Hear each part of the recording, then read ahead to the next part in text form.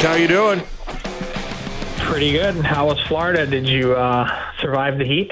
It was difficult. You know what? I brought 3 golf shirts and then 3 T-shirts with like 2, pullover tops, sweat tops, whatever. Never put on the sweat tops and the T-shirts. Was in.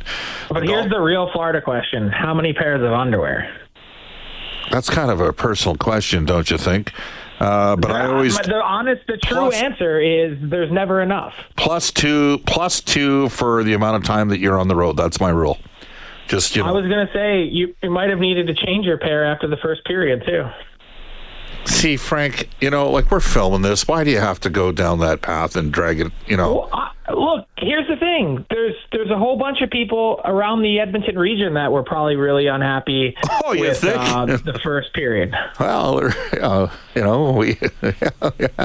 we had some people that used the term choke job after the first period. I mean, they're playing a really good team. Florida's a really good team, and Edmonton keeps on, getting penalties early in the game, and Florida keeps. Think about it. The Oilers gave up 4 goals last year when they were shorthanded. That's it. 4 goals the entire playoffs. They've given up 7 in the series. Florida got 5 in the 2 games down in Florida. They were up 3-0. Come on. Did anybody see that comeback last night? Frank, did you see it? Did you think it was feasible? Did you think it was possible?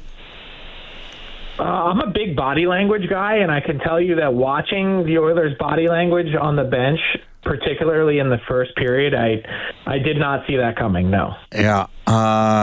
Corey Perry, we found out, talked to the players, and the Oilers flipped the script and flipped the switch in period number 2. I think it's got to be stated, so it was a rip job by Nugent Hopkins on the power play. But the Darnell Nurse goal, give Darnell credit. That's not a great goal by Bobrovsky. And then the fact that it was Podkolzin, if any player kind of, there's, how much, it was a fair amount of controversy when the Edmonton Oilers hired Stan Bowman, okay? He's had a pretty good body of work this year when you look at the caliber of the additions and how, basically, Frank, you need 28 to 30 players to win the Stanley Cup. And Bowman knew that the Oilers needed to add depth, and a couple of those depth pieces have been Podkolzin for a 4th and Kasperi Kapanen on waivers, and they've been involved in some huge plays in this playoff run for Edmonton at forward. If there was ever a such thing as a karmic goal, Podkolzin getting one in that spot was it. Because almost everything that he does for the Oilers is pretty thankless. Not a lot of fanfare.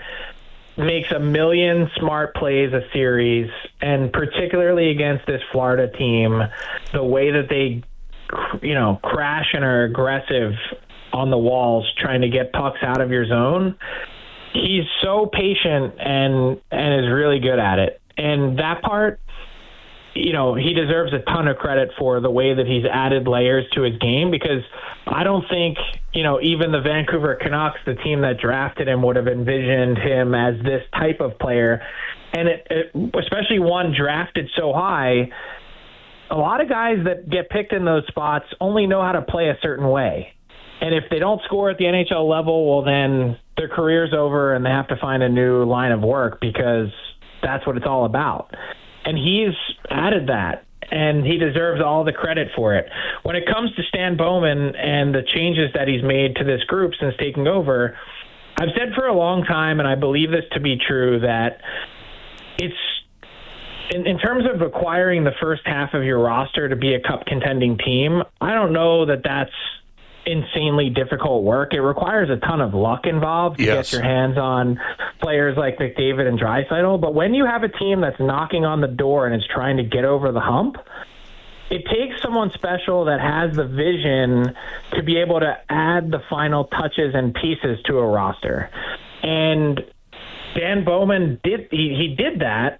He took over a team in Chicago from Dale Talon and his group, Mike Smith, and put finishing touches on. He made the decisions in Chicago which players needed to go after winning the cup and then entering a cap crunch.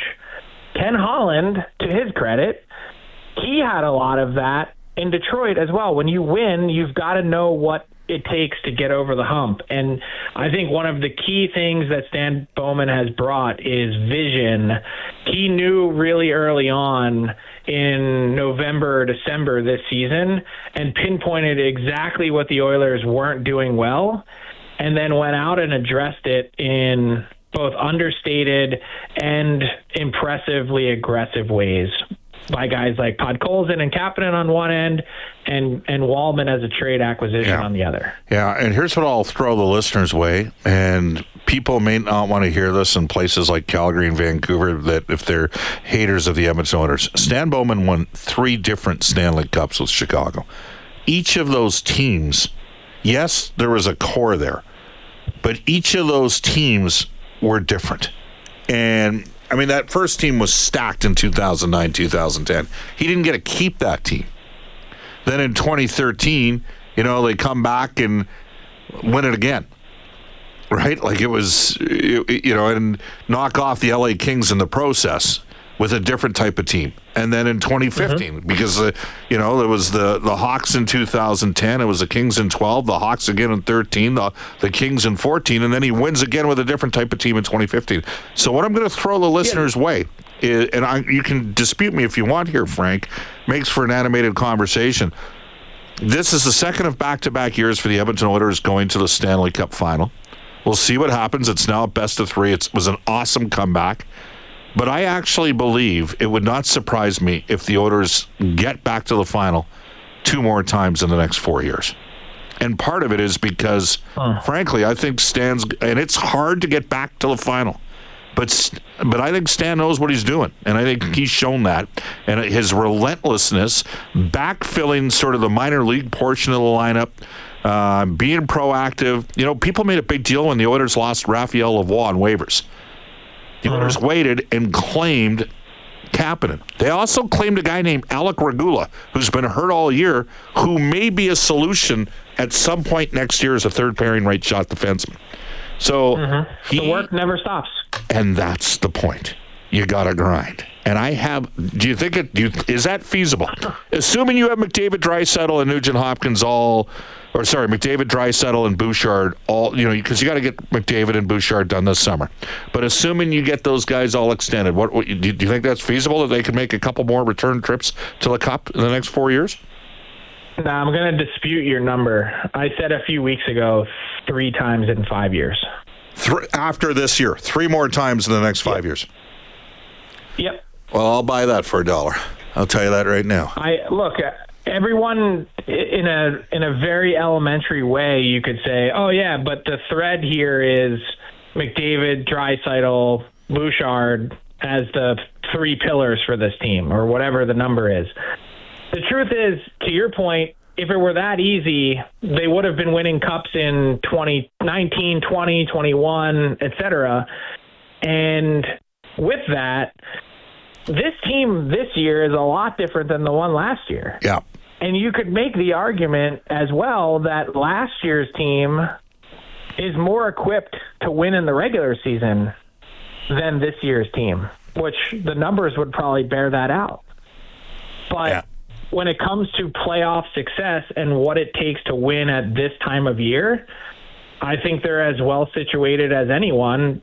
But Stan also has the experience of making the tough – there's going to be tough calls made this summer. Like, as soon as the series is over, Victor Arvidsson's going on my trade targets list. That's an easy one. The harder part is going to be figuring out who else needs to go in order to manage the increased compensation to McDavid and Bouchard that – look, I was at all of those Stanley Cup finals that Stan's team won in, and he's 3-0, by the way, in Cup finals. Peeling off a Dustin Byfuglien, peeling off, all these guys along the way that were really good players. Like, those are hard decisions to make, and you need someone who has the experience to do that. Yeah. All right. And if you want another Stan Bowman story, not that you're asking, but it's Four Nations face-off break this year, and I'm, engulfed in the tournament. I saw you there in Montreal, and I'm trying to connect with Stan to get him on my show so we could do a deep dive on the Oilers. and I can't get him. And I'm like, is this guy, like, I talked to a couple other GMs. Hey, I'm in Florida. One guy went to Italy. Another one was in Southern California. Someone else was in Arizona. For them, it was an all-star break. I got to Stan, and he was in Sweden. And I'm like, what the heck is he doing in Sweden? What's going on over there? What sense does it make to be there at this time of year? And there, oh, wait, here are the Oilers signing 2 free agents that they can add to their team. And, oh, by the way, another kid that they just signed who's going to start in Bakersfield, that was an unsigned draft choice from another team. Yeah, David Thomas. I'm not saying any of those guys are going to work out, but you know what? Yeah. David Tomasek was Go ahead. David Tomasek was the player in Sweden. He's a Czech kid, a 6'1.5" right shot center / right wing. He's not starting in Bakersfield. He's going to be in the NHL to start next year. He's top scorer on his team over in the SHL. Szymanski and the Finnish kid, those guys are going to be in the minors to start. So sorry for interrupting. Back to you. Go ahead, Frank. No, I was just saying the point is, and that's not to make light of any of these other managers that I was talking to. Everyone's in a totally different situation. But if you are trying to find solutions on lower cost options to make your team better for next season because you have to make tough calls on your roster with increased compensation, he's thinking 8 months ahead. He's not going, oh, I'll just figure this out and I'll address this in July and August. He's way ahead of it, trying to figure out this puzzle for next season. And this year his work is done, and he just sits back and watches. Yeah, all right. So, hey, switching focus, back to the game for a second. Three overtime games in the first 4 games of the Stanley Cup final. 1 blowout game with a little bit of old school bloodletting at the end of the game. Where does this rank for you? I mean, has this already become a classic? And or the Oilers and the Florida Panthers, like, I can tell you, everybody that's connected to Edmonton has an immense amount of respect for how good Florida is. And they know how tough this is still going to be. But from your perspective, as someone that's been to all those Stanley Cup finals, how do you see this? It is one of the classics. It's an instant classic. And obviously my viewpoint is somewhat limited, but I'm a student of the game and have gone back and watched many of the games. Off the top of my head, and in thinking about unbelievable Stanley Cup final back and forth action, I think of 1987. I think of 2009. I think of the ending in 2013. I mean, there have been some epic back and forth clashes. This one, in a good way, borderlines on schizophrenic with the changes in momentum game to game, like within the game. I mean, not game to game. It's a battle of will, because these 2 teams, I think the undisputed 2 best teams in the league, they want to play the game in such vastly different ways that it leads to these swings. Makes for great theater. So we had the vote yesterday, the Hart Trophy. Was there some irony on a day in which, and you could argue that Leon Draisaitl was way better. I will tell you, from my perspective, he was way better this year than his, in theory, breakout season in 1920 when he won the Hart Trophy. And Connor Hellebuyck had a wonderful year too, but Draisaitl came second for MVP. Was there some irony that it was Draisaitl setting an NHL record with his 4th playoff goal in overtime, 4th overtime playoff goal in 1 playoffs? It was not lost on me. What about you? I'm with you, and I had Leon Draisaitl in the number 1 spot on my ballot, and that's not to take anything away from Connor Hellebuyck and the year that he had, because it was special. And it is a regular season only award, so whatever happened in the playoffs, there's a reason why votes are due before puck drop of the playoffs. It's because that doesn't matter. But I feel like in order for a goalie to grab the number 1 spot on my ballot, he needs to have not only truly transcended the position, because there is another award for that position, but needed to be so clearly head and shoulders above his teammates and peers that he puts himself in that spot to win it. They just didn't do it for me. Now, back to the Draisaitl part of it. there's this really lazy narrative and notion that still exists that, hey, he plays on a team with Connor McDavid, so how could you possibly have a clear MVP candidate from that team that isn't McDavid, given that a lot of people universally agree that McDavid's the best player in the world? And that's a poor narrative because it doesn't hold any weight, doesn't have anything to do with this season. I think anyone would tell you watching, and McDavid would himself, that Leon Draisaitl was this team's unquestioned MVP. And he's shown it with his clutch gene again in the playoffs. He's just kind of continually overlooked. The best way I can explain it is this, that he's always presented as the Robin to Batman and never Batman himself. And I don't, on any other team in the league, he would be Batman. Yeah. Well, and Spider-Man. This year, he's been a true superhero for the Edmonton Oilers, and the Oilers have the best player on the planet. His name is Connor McDavid, and the best player combined in the regular season and playoffs this season has been Leon Draisaitl. And Frank, you're one of our best guests. Much appreciated.